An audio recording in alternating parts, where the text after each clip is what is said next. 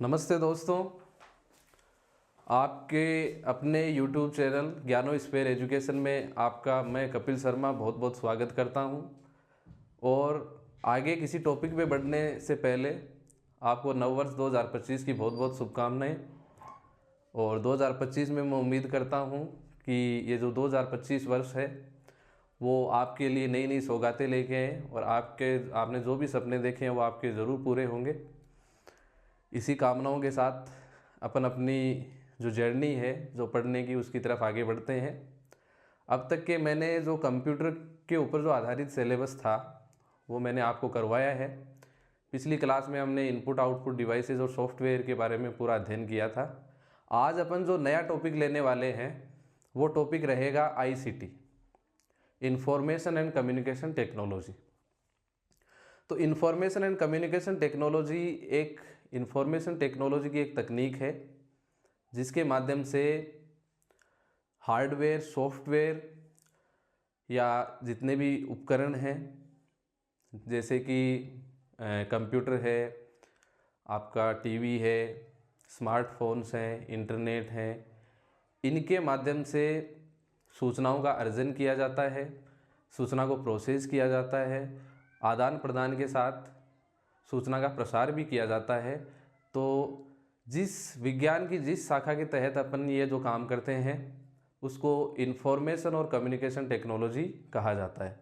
तो इंफॉर्मेशन और communication technology आज का अपना टॉपिक लेने वाला है, ICT।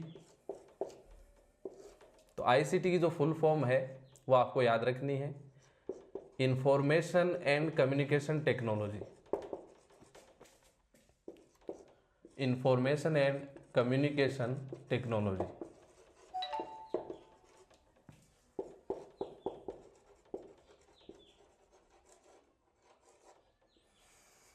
तो ICT की कुछ परिभाषा मैं आपको लिखवा देता हूं। ICT वह तकनीक है, जैसा कि मैंने अभी आपको एक्सप्लेन किया, ICT वह तकनीक है जिसमें संचार उपकरणों यथा कंप्यूटर, स्मार्टफोन्स, रेडियो,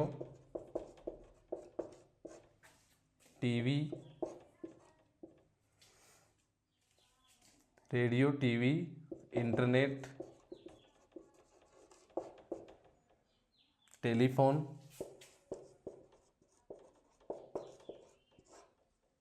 आदि माध्यमों द्वारा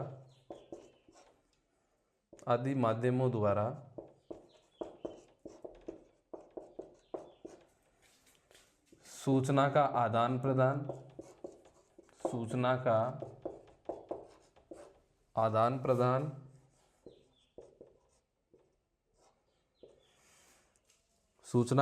प्रदान, संग्रहण, अर्जन व प्रचार प्रसार किया जाता है।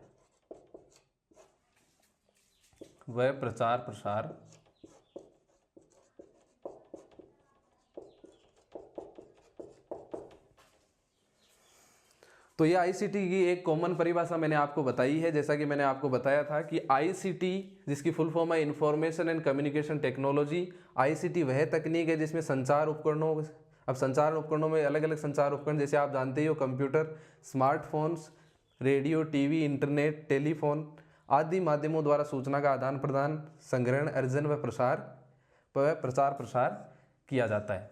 तो इसको हम क्या कहेंगे? इंफॉर्मेशन एंड कम्युनिकेशन टेक्नोलॉजी कहेंगे। इसके अलावा आधुनिक युग को ICT का माना गया है। आधुनिक युग को किसका माना गया है साथियों? ICT का माना गया है। इसका रीजन मैं आपको बता देता हूं। आधुनिक युग को ICT का इसलिए माना गया है क्योंकि आधुनिक युग के अंदर जो सबसे इम्पोर्टेंट जो चीज़ है वो है डेटा। बिना डेटा के कुछ भी संभव नहीं है। अब डेटा इम्पोर्टेंट इसलिए है क्योंकि आपने देखा होगा कि आप अगर इंटरनेट से जुड़े हुए हो, जो बेसिकली सभी जुड़े हुए हैं आजकल, ऐसे ऐसे गैजेट्स स्मार्टफोन्स अपने पास हैं, तो बिना इंटरनेट के तो आज के मॉडर्न युग में टिक पाना संभव ही नहीं है, चाहे वो किसी भी फील्ड की बात कर ली जाए। तो उसमें आपने देखा होगा कि जो चीज़ें आपको पसंद है उनसे रिलेटेड मैसेज आपके पास आने लग जाते हैं। उसका रीज़न ये है कि बहुत सारी कंपनियां ऐसी होती हैं, या बहुत सारे जो सर्च इंजन होते हैं, वेब पोर्टल होते हैं, वो ऐसे होते हैं जो डायरेक्ट ग्राहक से पैसे नहीं लेते हैं, लेकिन वो क्या करते हैं, उस ग्राहक से संबंधित जो डेटा है उसकी माइनिंग की जाती है, और फिर उस डेटा माइनिंग को बहुत पैसों के अंदर या मोटी रकम के ऊपर जो जितनी भी कंपनियां हैं उनको प्रोवाइड करवाया जाता है। और जिसकी मदद से क्या है कि वो जो कंपनियां हैं वो सिर्फ डेटा माइनिंग से ही पैसे कमाती हैं। जैसे बहुत सारी ऐसी कंपनियां हैं अलग अलग, जैसे गूगल सर्च इंजन है, या याहू है, या रेडिफ है, ये डायरेक्ट अपने से पैसे नहीं लेती हैं, लेकिन ये अपने डेटा की माइनिंग करके जो अपना सामान्य जो डेटा है, प्राइवेसी वाला डेटा नहीं, सामान्य जो डेटा है उसको अलग अलग कंपनियों को बेच के और ये पैसे कमाती है। तो डेटा जो है वो आज के समय पे बहुत इम्पोर्टेंट हो गया है, इसीलिए कहा गया है कि जो आधुनिक युग है उसको आईसीटी का माना गया है। तो आईसीटी में कुछ सूचना के उदाहरण अगर मैं लूँ, तो एग्जाम्पल अगर लूँ सूचना के, तो उसमें है ब्लॉग, एडवर्टाइजमेंट, न्यूज़, ये कुछ एग्जाम्पल हैं। ब्लॉग हो गया, एडवर्टाइजमेंट हो गया, न्यूज़ हो गई, तो ये सूचना के कुछ उदाहरण हैं। सूचना इन रूपों के अंतर होती है। तो आईसीटी की सूचना के उदाहरण है ये, आईसीटी में सूचना के उदाहरण, सूचना के एग्जाम्पल जो मैंने लिखवाए हैं, ब्लॉग, एडवर्टाइजमेंट और न्यूज़।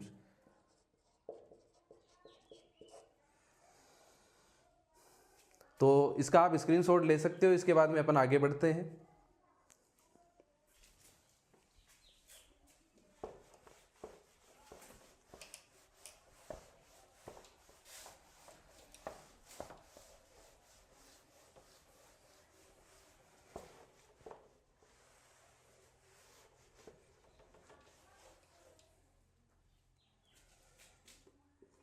संचार के अगर साधनों की बात की जाए,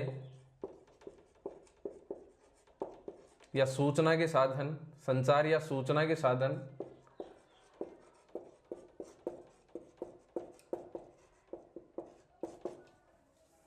तो कंप्यूटर, स्मार्टफोन्स, इसके अलावा अपना TV, radio, MMS, SMS, wifi, WiMAX आदि, इनको संचार के साधन या सूचना के साधन माना जाता है। इसको भी आप नोट कर सकते हो। वैसे तो ये बेसिक चीज़ है, सबको आपको मालूम ही होगी। Computer, smartphone, TV, radio, MMS, SMS, wifi, WiMAX, internet, एक इंटरनेट और जोड़ देता हूँ मैं। ये जो सारी चीज़ें, इनसे अपने को सूचना प्राप्त होती है, तो इनको आप संचार का साधन भी मान सकते हो, सूचना का साधन भी मान सकते हो, क्योंकि दोनों चीज़ें एक दूसरे से इंटरकनेक्टेड है। इसका भी आप स्क्रीनशॉट ले सकते हो, इसको भी लिख सकते हो। इसके बाद में अपन आगे बढ़ते हैं और एक बहुत ही इंपॉर्टेंट टॉपिक की तरफ अपन बढ़ते हैं। आईसीटी के अंतर्गत बड़ी बड़ी एग्ज़ाम्स, बड़े से बड़ी एग्ज़ाम, यूपीएससी से लेकर और छोटे एग्ज़ाम तक इनके क्वेश्चन बार बार एग्जाम्स में पूछे गए हैं। वो है सूचना प्रौद्योगिकी। एक बार मैं मार्कर चेंज कर लेता हूं।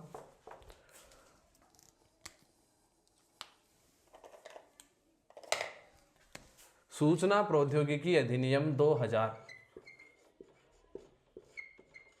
क्योंकि आपके आईसीटी का टॉपिक है सिलेबस में, तो ये जो क्वेश्चन है वो इंपॉर्टेंट हो जाता है। सूचना प्रौद्योगिकी अधिनियम 2000, इसकी मैं कुछ इंपॉर्टेंट बातें आपको बताऊंगा।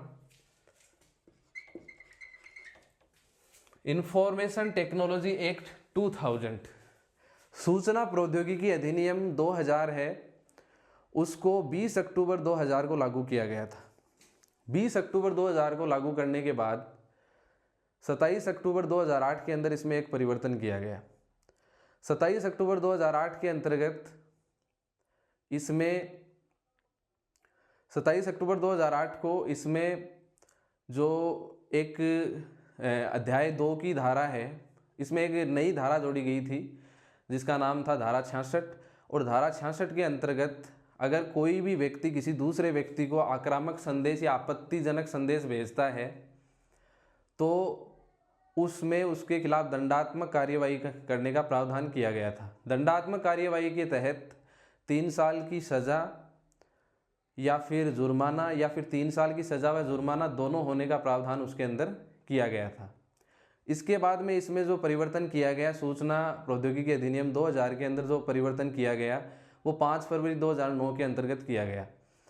5 फरवरी 2009 के अंतर्गत ये परिवर्तन किया गया कि सूचना प्रौद्योगिकी अधिनियम 2000 का अध्याय 2 के अंतर्गत के अध्याय 2 की धारा 3 में जो इलेक्ट्रॉनिक सिग्नेचर नाम से एक कॉन्सेप्ट दिया गया था, उसकी जगह इलेक्ट्रॉनिक सिग्नेचर नाम का जो कॉन्सेप्ट दिया गया था उसकी जगह डिजिटल सिग्नेचर को शामिल किया गया।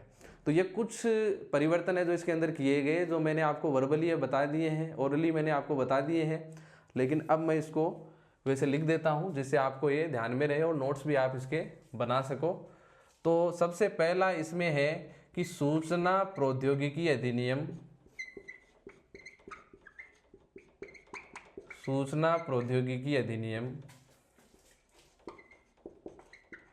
20 अक्टूबर 2000 को अधिनियम 2000 माफ कीजिएगा अधिनियम 2000 को 20 अक्टूबर 2000 को लागू किया गया। ये डेट बहुत इंपॉर्टेंट है, बार बार पूछी जाती है। 20 अक्टूबर 2000 को लागू किया गया।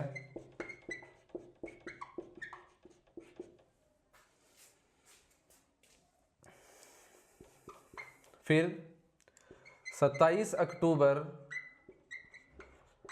2008 को सूचना प्रौद्योगिकी अधिनियम 2000 सूचना प्रौद्योगिकी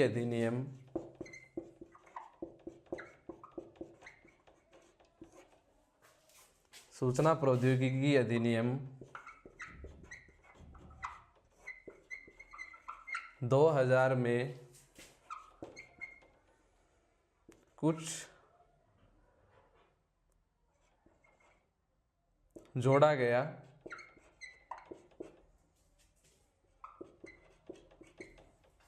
अब क्या जोड़ा गया? 27 अक्टूबर 2008 को इस अधिनियम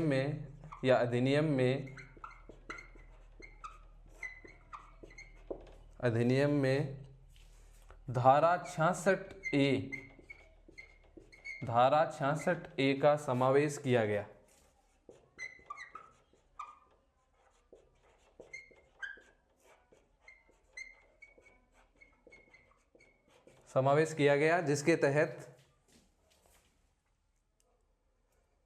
जिसके तहत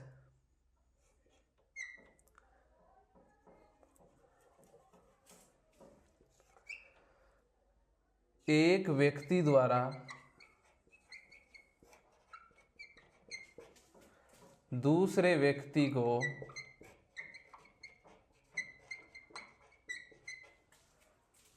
आपत्तिजनक या इससे आगे मैं ऊपर लिख देता हूं, आपत्तिजनक या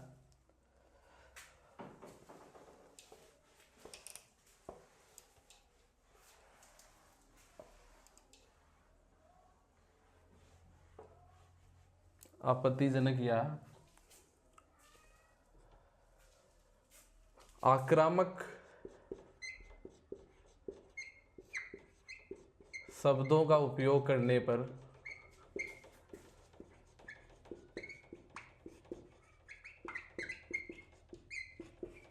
3 वर्ष का कारावास, 3 वर्ष का कारावास तथा जुर्माना या दोनों करने का प्रावधान किया गया।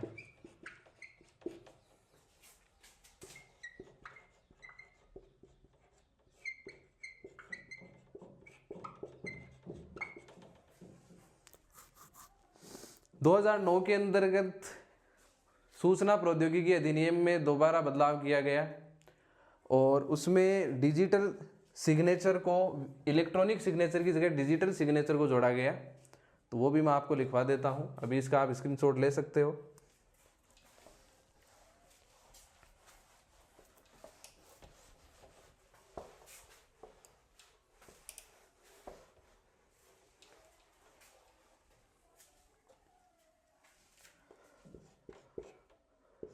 दूसरा संशोधन,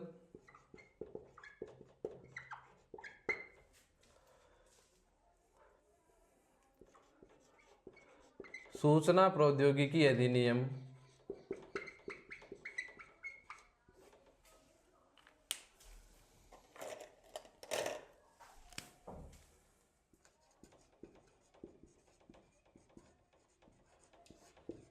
2000 में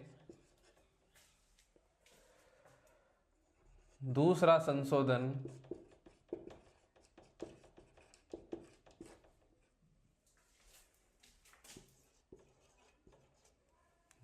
दो 5 फरवरी 2009 में किया गया।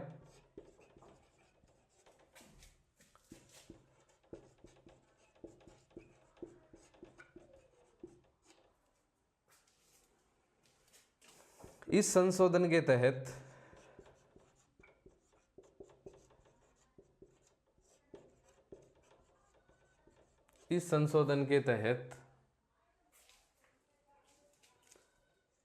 अध्याय 2 की धारा 3 में, ये जो अध्याय और धारा है ये इसी सूचना प्रौद्योगिकी अधिनियम 2000 की है कि इस संशोधन के तहत अध्याय 2 की धारा 3 में इलेक्ट्रॉनिक सिग्नेचर, मैंने कल आपको बताया था कि पहले इलेक्ट्रॉनिक सिग्नेचर में या डिजिटल सिग्नेचर में लाइट पेन का उपयोग किया जाता था। तो इलेक्ट्रॉनिक सिग्नल की जगह डिजिटल इलेक्ट्रॉनिक सिग्नेचर की जगह डिजिटल सिग्नेचर का उपयोग किया गया। इलेक्ट्रॉनिक सिग्नेचर और डिजिटल सिग्नेचर में जो मुख्य डिफरेंस होता है वो सर्टिफिकेट का होता है। डिजिटल सिग्नेचर में सर्टिफिकेट भी शामिल रहता है, जबकि इलेक्ट्रॉनिक सिग्नेचर में सर्टिफिकेट शामिल नहीं रहता है। डिजिटल सिग्नेचर है वो ज़्यादा सेफ है, इसलिए 2009 के अंदर ये परिवर्तन किया गया। और जो संशोधन के तहत अध्याय 2 की धारा 3 में इलेक्ट्रॉनिक सिग्नेचर की जगह डिजिटल सिग्नेचर को शामिल किया गया। इलेक्ट्रॉनिक सिग्नेचर के स्थान पर डिजिटल सिग्नेचर को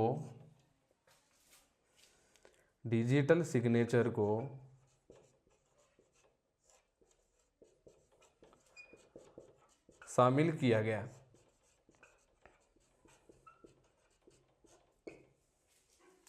तो ये कुछ संशोधन हैं जिनके बारे में मैंने आपको बताया। और सूचना प्रौद्योगिकी अधिनियम 2000 ये बहुत इंपॉर्टेंट है, एग्जाम की दृष्टि से देखा जाए बार बार इसमें से क्वेश्चन पूछे जाते हैं। तो संशोधन आपको अच्छे से आने चाहिए दोनों।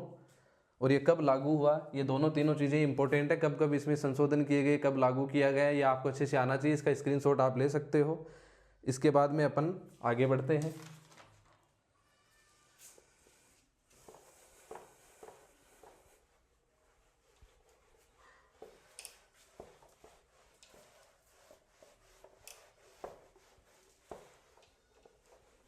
अब आता है आईसीटी के मुख्य कार्य।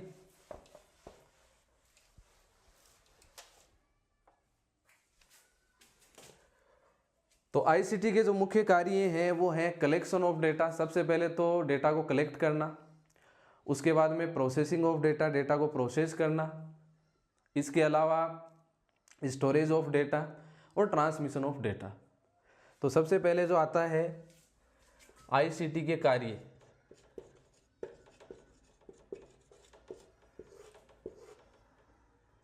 पहला है कलेक्शन ऑफ डेटा,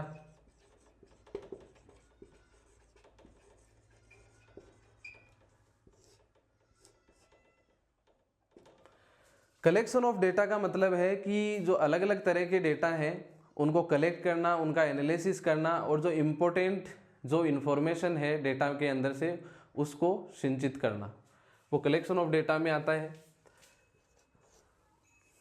इसके अलावा है प्रोसेसिंग ऑफ डेटा,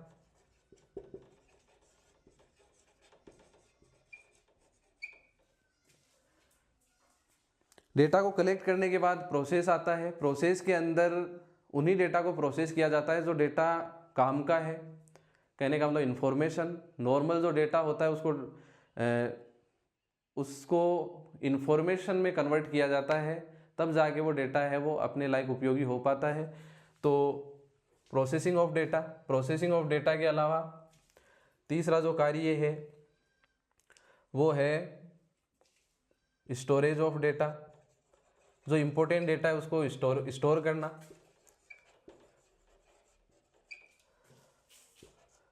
और चौथा जो कार्य आता है वो आता है ट्रांसमिशन ऑफ डेटा,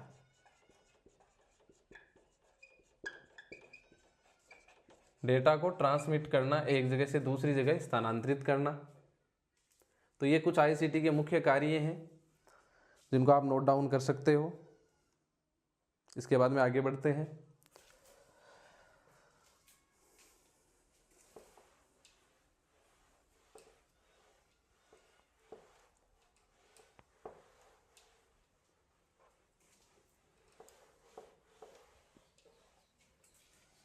इसके बाद अपन एक और इम्पोर्टेंट टॉपिक की तरफ बढ़ते हैं, आईसीटी का विकास।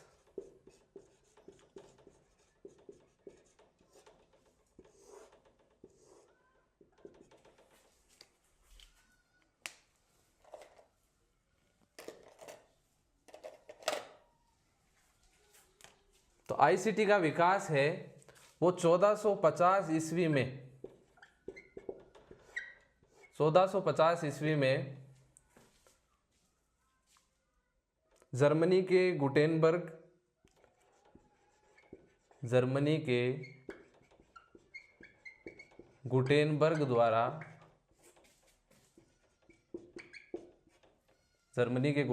द्वारा प्रिंटिंग मशीन का आविष्कार किया गया, प्रिंटिंग मशीन का आविष्कार किया गया।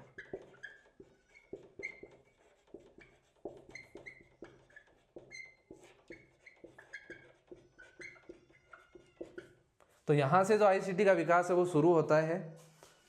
हमने अभी तक यही पढ़ा है कि आईसीटी के अंदर जो सब कुछ है वो है इन्फॉर्मेशन को कलेक्ट करना, इन्फॉर्मेशन को प्रोसेस करना, इन्फॉर्मेशन का आदान प्रदान करना, इन्फॉर्मेशन का अर्जन करना, ये सारी चीज़ें हैं वो आईसीटी के अंतर्गत आती है। तो बिना इन्फॉर्मेशन, अगर कोई ऐसी मशीन या कोई ऐसा अपने पास साधन ही नहीं होगा कि हम किसी को इन्फॉर्मेशन पहुंचा सकें, तो फिर उस इन्फॉर्मेशन का जो संप्रेषण है, कम्युनिकेशन है, वो नहीं हो पाएगा। तो 1450 ईस्वी में इसी समस्या को दूर करने के लिए जर्मन वैज्ञानिक गुटेनबर्ग ने प्रिंटिंग मशीन का आविष्कार किया था। और उसके बाद क्या हुआ कि तरह तरह की जो पत्रिकाएं हैं, बुक्स हैं, या इनकी जो प्रतियां हैं वो उत्पादित होने लग गई। और प्रतियों के उत्पादित होने के कारण जो इन्फॉर्मेशन है वो पूरे विश्व में इन्फॉर्मेशन का वैश्वीकरण हो पाया। कहने का मतलब एक जगह से दूसरी जगह जो इन्फॉर्मेशन है वो पहुंचने लग गई थी। तो 1450 में जो ये है वो बहुत ही मील का पत्थर है। ये इंपॉर्टेंट क्वेश्चन बनता है। 1450 ईस्वी में जर्मनी के गुटेनबर्ग द्वारा प्रिंटिंग मशीन का आविष्कार किया गया। इसके बाद में 1837 ईस्वी आती है और 1837 ईस्वी में एसबीपी मॉर्स नामक वैज्ञानिक थे। एसबीपी मॉर्स ने तार का आविष्कार किया। एसबीपी मॉर्स ने तार का आविष्कार किया। और तार के बारे में आपने सुना होगा कि पहले तार भी जो है वो भेजा जाता था, प्राप्त किया जाता था, तार लेखन, टेलीग्राम लेखन, ये जो चीज़ें हैं। तो तार भी बहुत इम्पोर्टेंट भूमिका तार ने निभाई है। एसबीपी मोर्स ने तार का आविष्कार किया 1837 ईस्वी के अंदर।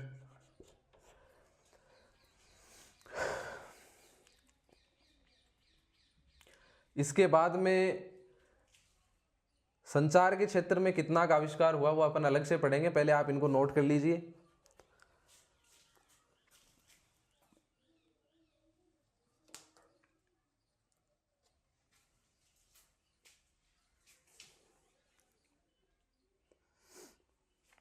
इसके बाद अपन आगे बढ़ते हैं। 1837 ईस्वी में मोर्स ने तार का आविष्कार किया। फिर 1876 में अगर संचार की क्षेत्र की अगर अपन बात करें तो 1876 में स्कॉटलैंड के वैज्ञानिक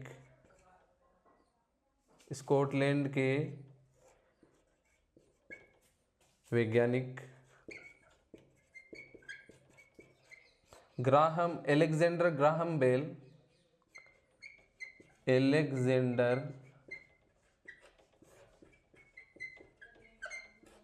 ग्राहम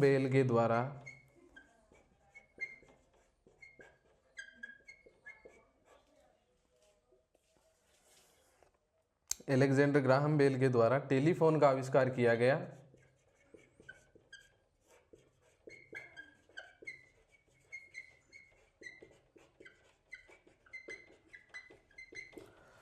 तो 1876 में टेलीफोन का आविष्कार होने से जो सूचना है वो और आसानी के साथ इधर से उधर फैलने लग गई। सूचना का वैश्वीकरण का जो स्तर है वो और बढ़ गया था और एडवांस हो गया था, और आसानी से लोग एक जगह से दूसरे जगह बहुत दूरस्थ स्थानों पर मौजूद होने के बावजूद भी एक दूसरे से संपर्क कर सकते थे, एक दूसरे से बातें कर सकते थे, कम्युनिकेट कर सकते थे।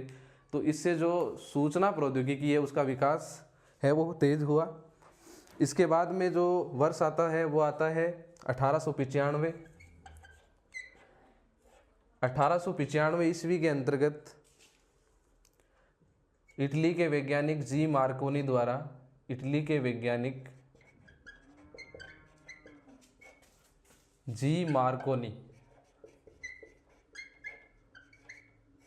के द्वारा रेडियो का आविष्कार किया गया।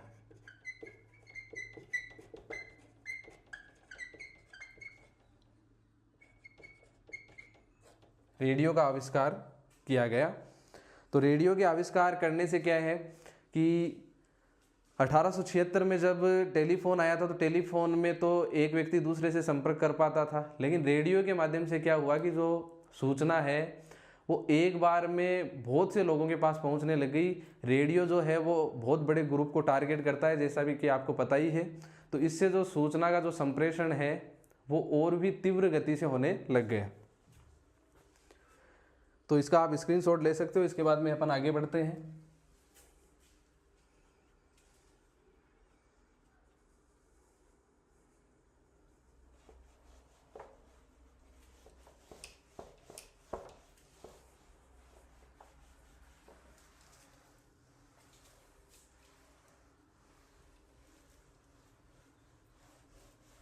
इसके बाद में वर्ष आता है 1900। तो ये टाइमलाइन आपको जरूर याद रखनी है क्योंकि ये इंपॉर्टेंट टाइमलाइन है। 1900 ईस्वी में एबीरे ग्राफिन करके कोई वैज्ञानिक है। एबीरे ग्राफिन द्वारा फोटोस्टेट तकनीक का आविष्कार किया गया।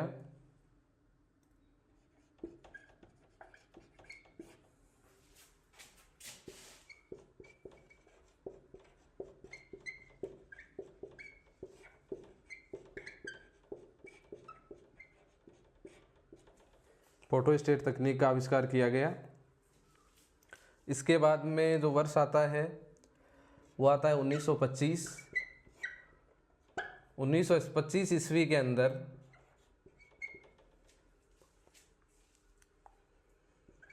स्कॉटलैंड के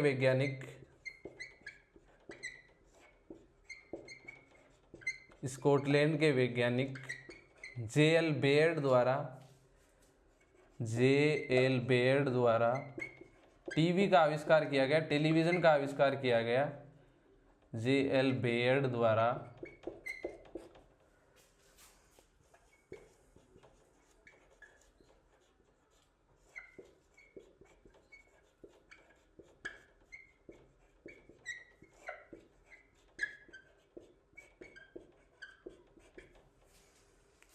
तो 1900 और 1925 के अंदर, जैसा कि मैंने बताया आपको, 1895 के अंदर रेडियो आ गया। उसके बाद में 1900 के अंदर फोटोस्टेट तकनीक का आविष्कार हो गया। उसके बाद 1925 ईस्वी में स्कॉटलैंड के जो वैज्ञानिक थे जे एल बेयर्ड, इनके द्वारा टेलीविज़न का आविष्कार कर दिया गया। और सिंप्लेक्स मोड के साथ जो टेलीविज़न है उसका प्रसारण किया जाता था। तो जो लोगों के पहुंचने का, सूचना के पहुंचने का जो लोगों तक जो माध्यम है वो और बढ़ गया, और आसानी से जो कम्युनिकेशन है वो संचारित होने लग गया। इसके बाद अपन आगे बढ़ते हैं। 1950 ईस्वी में सर्वप्रथम सूचना व संचार विज्ञान शब्द का प्रयोग किया गया। सूचना व संचार विज्ञान शब्द का प्रयोग किया गया।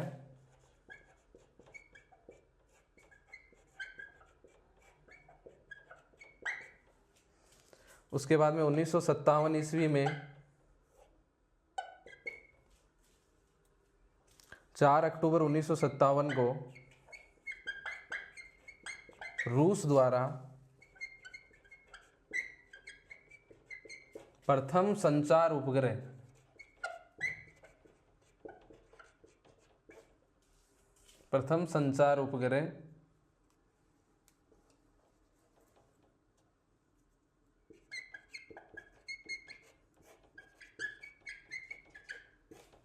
स्पुतनिक को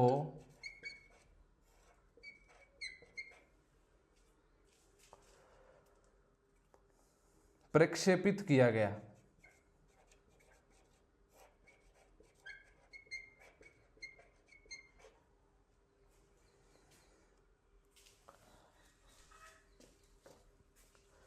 तो ये कुछ बेसिक टाइमलाइन है, आईसीटी के विकास की टाइमलाइन मैंने आपको बताई।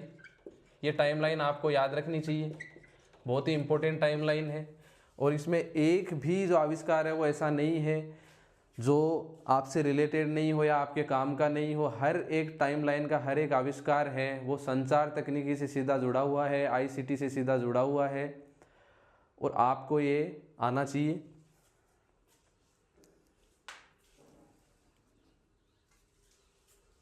इसके बाद अपन आगे बढ़ते हैं। इसका स्क्रीनशॉट आप ले सकते हो तब तक।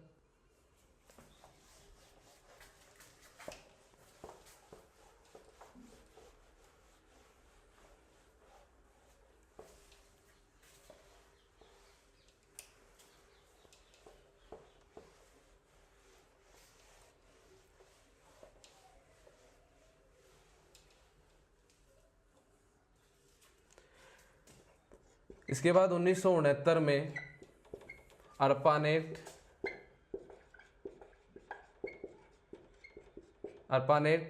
1969 में ARPANET का आविष्कार किया गया।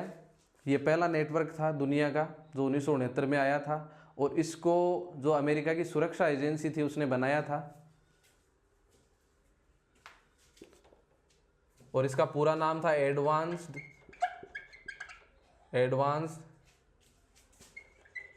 Research project agency network.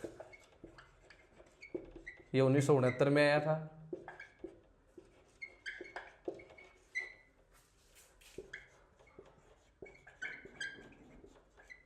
ये दुनिया का पहला नेटवर्क माना जाता है, ये दुनिया का पहला नेटवर्क था।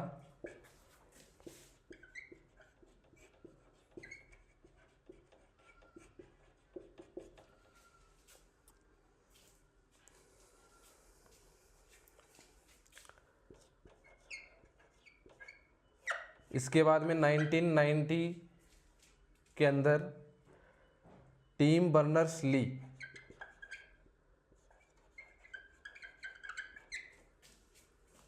बर्नर्स-ली द्वारा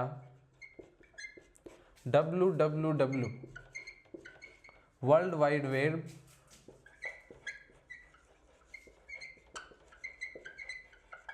व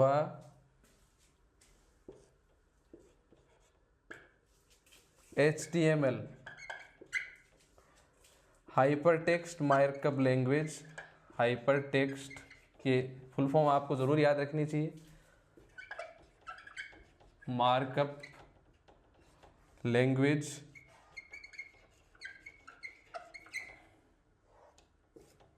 हाइपरटेक्स्ट मार्कअप लैंग्वेज का आविष्कार किया गया।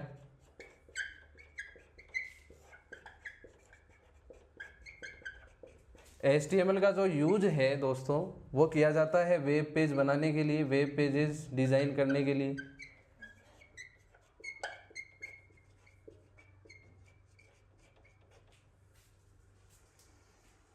और इन सभी आविष्कारों की वजह से जो इंटरनेट है उसके आने का मार्ग है वो प्रशस्त हो पाया था। तो ये काफ़ी इम्पोर्टेंट है। अर्पानेट भी बहुत इम्पोर्टेंट है अपने आप में, क्योंकि ये पहला ही नेटवर्क था। उसके बाद में WWW आया और टिम बर्नर्स-ली ने WWW और HTML हाइपरटेक्स्ट मार्कअप लैंग्वेज का आविष्कार किया गया, जिसका उपयोग वेब पेजेस बनाने के लिए किया जाता है। अब मैं एक परिभाषा आपको सूचना की लिखवा देता हूं जो मुझे इम्पोर्टेंट लगती है। इसका स्क्रीनशॉट आप ले सकते हो।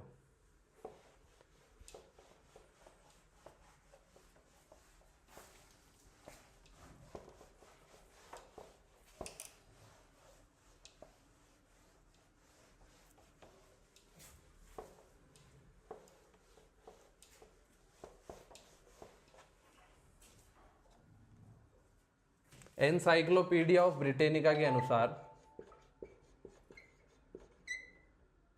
एनसाइक्लोपीडिया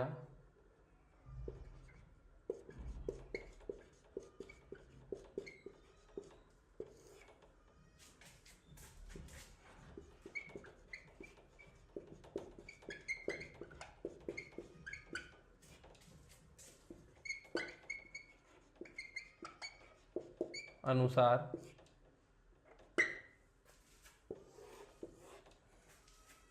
एक व्यक्ति या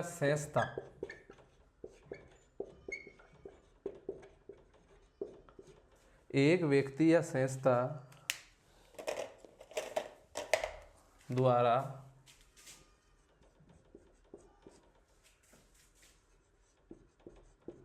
दूसरे व्यक्ति या संस्था को या संस्था तक बात पहुंचाना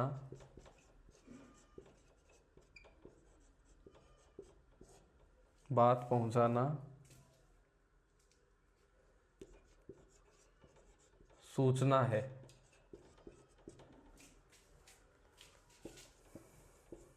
तथा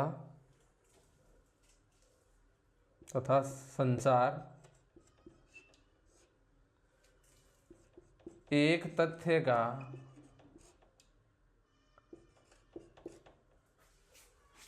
एक जगह से दूसरी जगह पहुंचना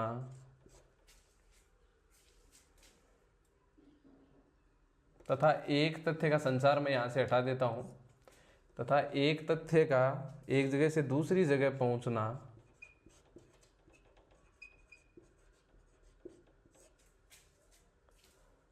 संचार है।